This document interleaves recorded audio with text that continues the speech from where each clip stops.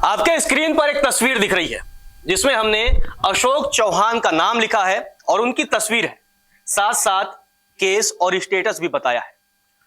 अब आपको पूरा गणित समझाएंगे और उन नेताओं के बारे में बताएंगे जो पहले एक समय भ्रष्टाचारी हुआ करते थे। किसके लिए? बीजेपी के लिए, प्रधानमंत्री नरेंद्र मोदी के लिए। लेकिन अन्य पार्टियां छोड़ करके जब वही नेता भारतीय जनता पार्टी में शामिल हो जाते हैं तो उन्हीं नेताओं को भारतीय जनता पार्टी या तो राज्यसभा भेज देती है, या विधायक बना देती है, या मंत्री बना देती है, और या फिर मुख्यमंत्री भी बना देती है। इस वीडियो में हम आपको उन 16 नेताओं के नाम बताएंगे जिन पर भाजपा खुद भ्रष्टाचार के और तमाम आरोप लगाती रही है, लेकिन उन्हीं नेताओं को भारतीय जनता पार्टी ने अपने पाले में लिया और उन्हीं नेताओं को किसी न किसी पद पे बिठाती चली गई। न्यूज 24 में आप सभी का स्वागत है। मैं हूं आपके साथ रजत जय त्रिपाठी। चलिए सबसे पहले शुरुआत करते हैं महाराष्ट्र के पूर्व मुख्यमंत्री रहे अशोक चौहान की। अशोक चौहान अब भारतीय जनता पार्टी में शामिल हो गए हैं। इससे पहले वो कांग्रेस के कद्दावर नेता थे और राज्य में उनका अपना एक बोलबाला था, और भाजपा में आते ही भारतीय जनता पार्टी ने अशोक चौहान को राज्यसभा भेज दिया। लेकिन मजेदार बात यह है कि एक समय भारतीय जनता पार्टी खुद अशोक चौहान को भ्रष्टाचारी बताती रही, उन पे तरह तरह के आरोप लगाती रही और कार्रवाई की बात करती रही। लेकिन अब देखिए किस तरह से जब भारतीय जनता पार्टी में शामिल हो गए, उसी अशोक चौहान को अब भारतीय जनता पार्टी ने राज्यसभा भेज दिया। चलिए आपको अशोक चौहान के बारे में बताते हैं। 13 फरवरी 2024 को भारतीय जनता पार्टी में शामिल हो गए। कांग्रेस के कद्दावर नेता रहे और महाराष्ट्र के पूर्व मुख्यमंत्री भी रह चुके हैं अशोक चौहान। अब इन पर क्या केस था? आदर्श हाउसिंग सोसाइटी घोटाले में आरोपी हैं। अब आप देखिए किस तरह से भारतीय जनता पार्टी ही आरोप लगाती रही और केस दर्ज हुआ, और केस का स्टेटस फिलहाल यह है, ईडीआई और सीबीआई की जांच फिलहाल तो जारी है। लेकिन अब सियासी गलियारों में ये कयास लगाए जा रहे हैं, अब जब अशोक चौहान भारतीय जनता पार्टी में शामिल हो चुके हैं तो विपक्षी दल कांग्रेस और तमाम दल ये बात भी दावा कर रहे हैं, इस बात का भी दावा कर रहे हैं कि अब ईडी और सीबीआई की जांच से अशोक चौहान को राहत मिल सकती है।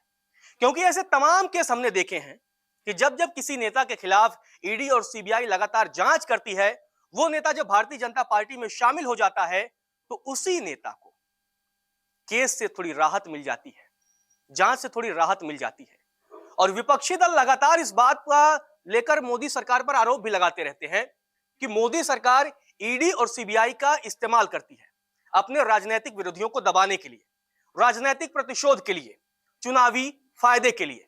चलिए अशोक चौहान के बाद अब बात करते हैं अजीत पवार की। मौजूदा समय में महाराष्ट्र के डिप्टी सीएम हैं और उन्होंने एनसीपी के तो 2 भाग कर दिए हैं। एक समय महाराष्ट्र में जब चुनाव प्रचार हुआ करता था तो बीजेपी के दिग्गज नेता अजीत पवार को लेकर यह दावा करते थे, चक्की P Singh P Singh P Singh. और ये बीजेपी के बड़े बड़े नेता कहते थे, और बीजेपी के बड़े बड़े नेता इस बात का भी दावा करते थे कि अजीत पवार तो महाभ्रष्टाचारी हैं। लेकिन अब अजीत पवार बीजेपी गठबंधन के साथ सरकार में है, एनडीए का हिस्सा है। और चलिए अब इनका भी पूरा कुंडली आपको बता देते हैं कि क्या स्थिति रही है। 2 जुलाई 2023 को बीजेपी से गठबंधन कर लेते हैं, एनसीपी को 2 भागों में बांट देते हैं, अपने भाई से बगावत कर देते हैं। और आप देखिए बीजेपी और तमाम जो पार्टियां थीं क्या आरोप लगाती थी? सिंचाई घोटाले में आरोपी, और कहते थे इन्होंने हजारों करोड़ का घोटाला किया है। लेकिन अब अजीत पवार बीजेपी के साथ सरकार में है, डिप्टी सीएम है, और आने वाले लोकसभा चुनाव भी मिलकर साथ लड़ेंगे। और इस बात की भी संभावना है कि जब महाराष्ट्र में विधानसभा के भी चुनाव होंगे तब भी अजीत पवार बीजेपी के साथ ही मिलकर चुनाव लड़ेंगे। अब आप देखिए केस का स्टेटस क्या है? ईडी की जांच पेंडिंग। मतलब एक समय जांच चल रहा था, ईडी लगातार कार्रवाई कर रही थी, पूछताछ के लिए बुला रही थी, लेकिन बीजेपी में शामिल होने के बाद, बीजेपी से गठबंधन करने के बाद ईडी की जांच पेंडिंग है। जो सिंचाई घोटाले के तमाम आरोप बीजेपी लगाती थी, अब वही आरोप खत्म हो चुके हैं, ईडी की जांच पेंडिंग है। चलिए अगले नाम की चर्चा करते हैं, छगन भुजबल। मौजूदा समय में महाराष्ट्र सरकार में मंत्री हैं और एनसीपी के ये भी बड़े कद्दावर नेता हैं। जब एनसीपी बटी तो इन्होंने शरद पवार का साथ छोड़ा और अजीत पवार के साथ हो चले। 2 जुलाई 2023 को बीजेपी से गठबंधन करते हैं क्योंकि अजीत पवार के साथ आते हैं। एनसीपी के कद्दावर नेता हैं। महाराष्ट्र की राजनीति में छगन भुजबल का जो नाम है वो किसी परिचय का मोहताज नहीं है। लंबे समय तक उन्होंने सियासत में अपना झंडा बुलंद किया है। अब आप देखिए इन पर क्या आरोप है, क्या केस है। महाराष्ट्र सदन घोटाला, एक बड़ा घोटाला महाराष्ट्र में होता है, उसमें छगन भुजबल को आरोपी बनाया जाता है। कभी भारतीय जनता पार्टी के नेता महाराष्ट्र के गली नुक्कड़ों पर छगन भुजबल पर तमाम आरोप लगाते थे, उनको भ्रष्टाचारी बताते थे और ये कहते थे इन्होंने करोड़ों का घोटाला किया है। लेकिन अब छगन भुजबल बीजेपी के साथ सरकार में है और केस का स्टेटस क्या है, सदन घोटाले में बरी हो चुके हैं। महाराष्ट्र सदन घोटाले में बरी, 7 केस दर्ज है जिसकी जांच पेंडिंग है। अब इनसे कोई पूछताछ नहीं हो रही है। कहीं ना कहीं बीजेपी के साथ जाने का फायदा छगन भुजबल को मिला। चलिए अब अगले नाम की चर्चा करते हैं। Praveen Darekar cooperative bank society के अध्यक्ष हैं। एक बड़ा पद होता है और उस पद को लेकर के कोऑपरेटिव बैंक सोसाइटी के अध्यक्ष हैं। 2 अक्टूबर 2016 को भारतीय जनता पार्टी में शामिल हुए थे। महाराष्ट्र नवनिर्माण सेना से राजनीतिक करियर की इन्होंने शुरुआत की थी। केस इनके खिलाफ क्या है, मुंबई कोऑपरेटिव बैंक घोटाला। स्टेटस आपको बता दें 2022 में इनको क्लीन चिट मिल चुकी है। 2016 में भारतीय जनता पार्टी में शामिल होते हैं और 2022 में इस घोटाले के मामले में ये इनको क्लीन चिट मिल जाती है। अब बात करते हैं विजय कुमार गावित की। मौजूदा समय में आदिवासी विकास मंत्री हैं महाराष्ट्र सरकार में। 6 सितंबर 2014 को भारतीय जनता पार्टी में शामिल होते हैं। एनसीपी से 1995 में विधायक बने थे। मतलब एक समय राजनीति में जब उन्होंने एंट्री की थी तो शरद पवार की अगुवाई वाली एनसीपी से की थी, लेकिन बाद में 2014 में एनसीपी को दगा देते हैं और भारतीय जनता पार्टी में शामिल हो जाते हैं। एक समय इनके बारे में भी बीजेपी के नेता कहते थे कि ये बड़े भ्रष्टाचारी, बड़ा करप्शन करते हैं। और इन पर मामला क्या था, सरकारी योजनाओं में घोटाला। कितना, 6000 करोड़। मतलब विजय कुमार गावित पर यह आरोप था कि सरकारी योजनाओं के नाम पर इन्होंने कुल 6000 करोड़ का घोटाला किया है। लेकिन भारतीय जनता पार्टी में शामिल होने के बाद क्या होता है, एंटी करप्शन ब्यूरो से क्लीन चिट मिल जाती है। 6000 करोड़ के घोटालेबाज को, भ्रष्टाचारी को भारतीय जनता पार्टी में शामिल होते ही एसीबी यानी एंटी करप्शन ब्यूरो से क्लीन चिट मिल जाती है।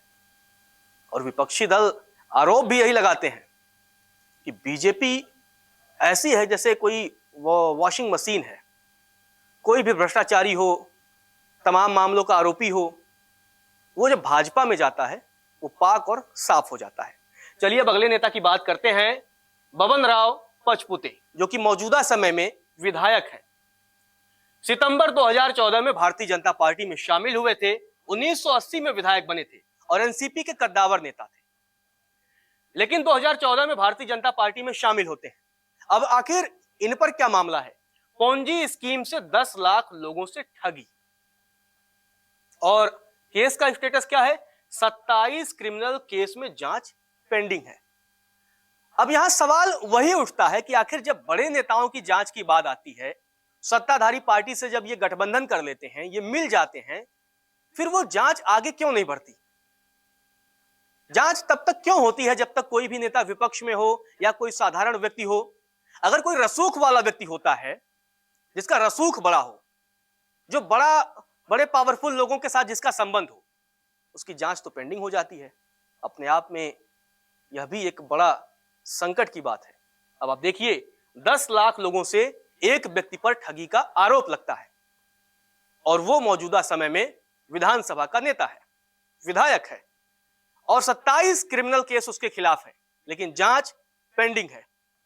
देखिए किस तरह से भारतीय जनता पार्टी में ये 2014 में शामिल हुए थे और 10 लाख लोगों से ठगी करने के बाद भी आज ये आजाद है, केस की जांच पेंडिंग है।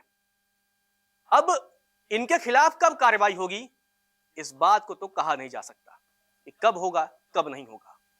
चलिए बात करते हैं अगले नेता की, संजय राठौड़ की। मौजूदा समय में शिंदे सरकार में मंत्री हैं। जून 2022 में बीजेपी से गठबंधन जब एकनाथ शिंदे ने किया था तो संजय राठौड़ भी गठबंधन का हिस्सा बन गए थे और भारतीय जनता पार्टी के साथ सरकार में आ गए। 2004 में एमएलए बने थे, 2014 से 2019 तक राजस्व मंत्री भी रहे, जबकि शिवसेना के ये कद्दावर नेता थे, लेकिन बाद में शिंदे गुट के साथ चले आए। अब इन पर क्या केस है? एक टिकटॉकर थी पूजा चौहान, सुसाइड केस में इन पर आरोप लगा था। इन पर यह भी आरोप था कि सुसाइड करने से पहले पूजा ने आखिरी बार संजय राठौर से ही बातचीत की थी। इसके बाद पुलिस ने इनसे पूछताछ की थी, लेकिन अब केस का स्टेटस यह है कि महाराष्ट्र पुलिस ने संजय राठौर को क्लीन चिट दे दिया। जब यह केस सामने आया था तो ऐसा जो है अंदेशा जताया गया कि इस सुसाइड केस में इनकी संदिग्ध भूमिका है। पुलिस ने इनसे पूछताछ की, लेकिन 2022 में बीजेपी के साथ गठबंधन करने के बाद, एकनाथ शिंदे की सरकार में मंत्री बनने के बाद अब महाराष्ट्र पुलिस ने इनको क्लीन चिट दे दी है, मतलब ये भी बच गए हैं। चलिए बात करते हैं यशवंत जाधव की। बीएमसी के नेता हैं और आप देखिए किस तरह से जून 2022 में बीजेपी से गठबंधन, शिवसेना के कद्दावर नेता रहे, यानी ये भी एकनाथ शिंदे गुट के मौजूदा समय में नेता हैं। और इन पर क्या आरोप है? बेनामी संपत्ति खरीदना, दूसरों के नाम पर इन पर जो आरोप है, इन्होंने दूसरों के नाम पर बेनामी संपत्ति खरीदी और करोड़ों रुपए बनाए।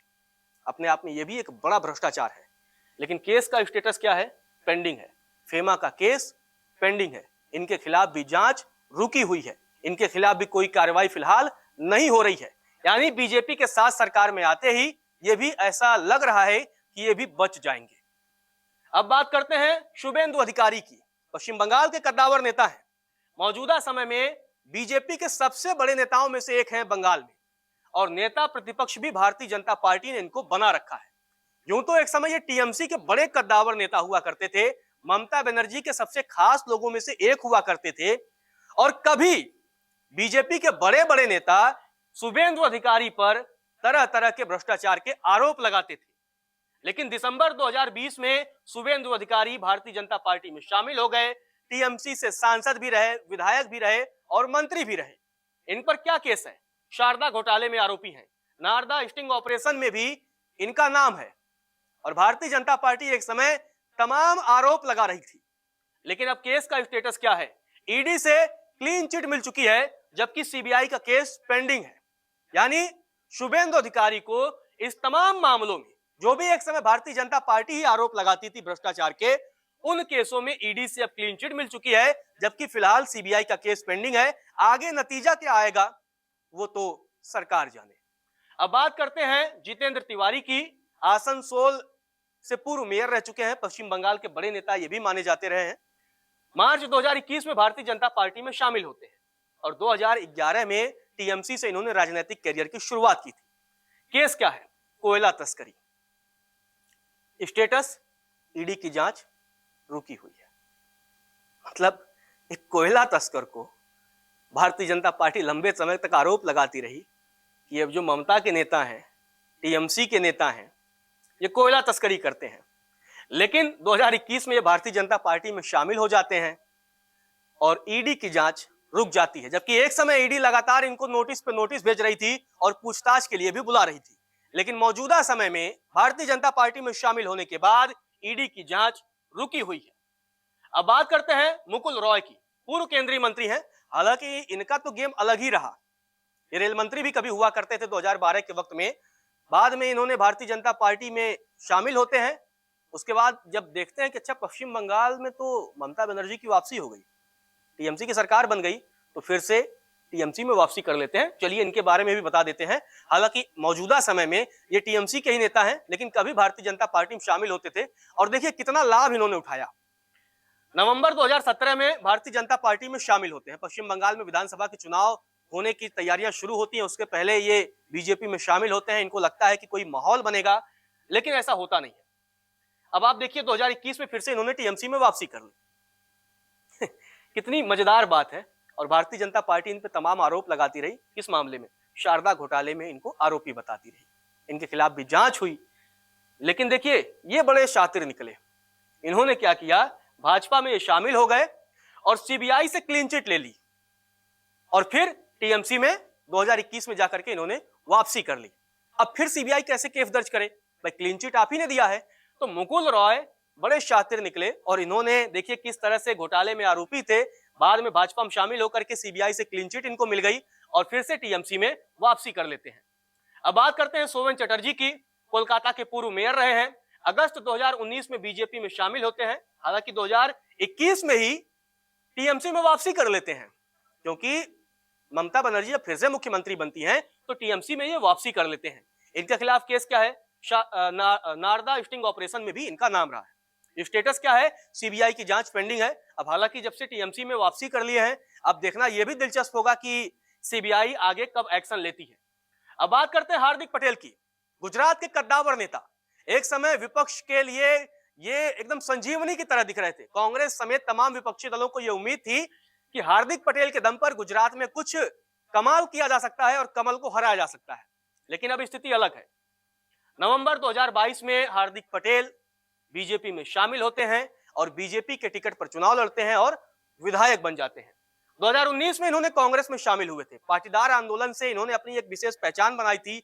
एक समय मतलब युवा नेताओं में सबसे चर्चित चेहरे रहे, बहुत लोकप्रिय रहे। बाद में पाटीदार आंदोलन के बाद इन्होंने राजनीतिक कैरियर की शुरुआत कांग्रेस से की और 2022 में जाकर के बीजेपी में शामिल हो जाते हैं। अब इन पर केस क्या रहा है? राजद्रोह समेत कुल 30 केस। हालांकि ये सारे केस जो है वो पाटीदार आंदोलन के दौरान दर्ज किए गए थे। अब इसमें पूरा मामला कहां आता है? जमानत पर बरी हो गए हैं, मतलब जमानत पर हैं बीजेपी के विधायक हार्दिक पटेल। राजद्रोह केस फिलहाल पेंडिंग है, लेकिन अब आप देखिए जमानत पर बाहर हैं। अब ये इस केस का स्टेटस क्या है? बीजेपी विधायक बनने के बाद ऐसा तो नहीं लगता कि अब इनकी गिरफ्तारी फिलहाल संभव है। अब आगे देखिए कि केस में इनको ये बरी होते हैं या फिर इन पर मुकदमा चलता रहेगा, ये तो आने वाला वक्त बताएगा। चलिए अब अगले नाम की चर्चा करते हैं, हेमंता बिस्वा शर्मा। भाई आज की राजनीति में इस नाम से कौन नहीं परिचय होगा? सीएम है असम के और बड़े कद्दावर नेता हैं। खासकर राहुल गांधी से तो इनका 36 का आंकड़ा चलता रहता है। लगातार विपक्षी दल हेमंता बिस्वा शर्मा पर आरोप लगाते हैं और हेमंता बिस्वा शर्मा विपक्षी दलों पर लगातार हमले बोलते रहते हैं। हालांकि इनकी भी कहानी बड़ी मजेदार है। जब ये कांग्रेसी हुआ करते थे तब भाजपा वाले इनको भ्रष्टाचारी कहते थे, और अब जब ये भाजपाई हो गए हैं तब कांग्रेसी इनको भ्रष्टाचारी कह रहे हैं। राहुल गांधी तो यहां तक कहते हैं कि जितने भी राज्य हैं ना, जितने भी मुख्यमंत्री हैं, सबसे भ्रष्ट हेमंता बिस्वा शर्मा ही है। तमाम नाम लेकर के राहुल गांधी ने हमला बोला था। अब ये भी अपने आप में देखिए कितनी मजेदार बात है कि जब भाजपाई हैं तो कांग्रेसी भ्रष्टाचारी बता रहे हैं, और जब कांग्रेसी थे तो भाजपाई भ्रष्टाचारी बता रहे हैं। अब इन पर आखिर केस क्या है? शारदा चिटफंड घोटाले में आरोपी। अब सीएम है, भारतीय जनता पार्टी के बड़े नेता हैं, तो सीबीआई की जांच जो है वो पेंडिंग है। अब एक सीएम के खिलाफ सीबीआई जांच करे, अब ये तो कैसे संभव है, खासकर जब केंद्र में उसी पार्टी की सरकार हो। अब तो आने वाला वक्त बताएगा इस मामले की जांच कहां तक जाती है। अब बात करते हैं बीएस येदियुरप्पा की। पूर्व मुख्यमंत्री कर्नाटक के रह चुके हैं और भाजपा के बड़े कद्दावर नेता। संघ और विद्यार्थी परिषद से राजनीतिक करियर की शुरुआत करने वाले बीएस येदियुरप्पा बीच में इन्होंने भाजपा छोड़ दिया था। हालांकि फिर से बाद में इन्होंने बीजेपी में वापसी की। 2014 में इन्होंने बीजेपी में वापसी की थी और 1988 में बीजेपी के कर्नाटक के प्रदेश अध्यक्ष भी बने थे। तो इनके कद का अंदाजा आप लगा सकते हैं ये कितने कद्दावर नेता हैं, कितने बड़े नेता हैं। और देखिए 2014 में इन्होंने भाजपा में फिर से वापसी की थी। हालांकि संघ से ही इन्होंने अपने राजनीतिक करियर की शुरुआत की थी। इन पर आरोप क्या है? कभी एक समय बीजेपी के नेता भी इनको भ्रष्टाचारी बताया करते थे। अवैध खनन के बदले रिश्वत लेने का बीएस येदियुरप्पा पर आरोप लगता रहा है। और स्टेटस क्या है? सीबीआई से क्लीन चिट मिल चुकी है। यानी ये जो तमाम आरोप थे, इन आरोपों में बीएस येदियुरप्पा को क्लीन चिट मिल चुकी है। चलिए बात करते हैं नारायण राणे की, जो कि मोदी सरकार में केंद्रीय मंत्री हैं। 15 अक्टूबर 2019 को भारतीय जनता पार्टी में शामिल होते हैं। 3 जुलाई 2005 को शिवसेना छोड़ी थी इन्होंने और कांग्रेस में शामिल हुए थे। मतलब शिवसेना से राजनीतिक करियर की इन्होंने शुरुआत की थी, बाद में ये कांग्रेस में चले गए और अब भाजपा में वापसी कर चुके हैं और केंद्र की मोदी सरकार में मंत्री हैं। अब इन पर क्या केस है? मनी लॉन्ड्रिंग रैकेट चलाने का आरोप है इन पर। यह भी एक गंभीर अपराध है। अब स्टेटस जान लीजिए, ईडी ने जांच बंद कर दी है। बीजेपी में शामिल हो चुके हैं, केंद्रीय मंत्री हैं। अब ऐसे में ईडी कैसे जांच करे? भला केंद्रीय मंत्री के खिलाफ कैसे जांच हो सकती है? अब वो तो ईडी वाले बता पाएंगे बेहतर तरीके से, लेकिन इस केस में मनी लॉन्ड्रिंग रैकेट के मामले में ईडी ने नारायण राणे के खिलाफ जांच बंद कर दी है। तो ये वो 16 नेता थे जिनको एक समय बीजेपी वाले ही भ्रष्टाचारी बताया करते थे और बीजेपी के बड़े नेता भी इनको महाभ्रष्टाचारी कहते थे और कहते थे करोड़ों का इन्होंने गबन किया है। लेकिन स्थिति अब बदल चुकी है। ये सारे नेता कभी न कभी भारतीय जनता पार्टी में शामिल रहे या मौजूदा समय में हैं। जैसे मुकुल रॉय आए और उन्होंने अपना केस बंद करवा लिया, जैसे टीएमसी में वापसी कर ली, लेकिन बहुत सारे नेता अभी भी बीजेपी के साथ जुड़े हैं और इनसे जुड़े जो भी केस हैं, चाहे वो भ्रष्टाचार के हो, तमाम और आरोप हो, वो सारे केस या तो पेंडिंग है या उनको क्लीन चिट मिल चुकी है या जांच रोक दी गई है। नमस्कार, मैं हूं मानक गुप्ता। अगर आपको हमारा ये वीडियो पसंद आया हो तो इसे लाइक और शेयर जरूर करें और हां, हमें सब्सक्राइब और फॉलो करना ना भूलें ताकि आप देश और दुनिया की कोई खबर मिस ना करें। तो जुड़े रहिए हमारे साथ और देखते रहिए News 24।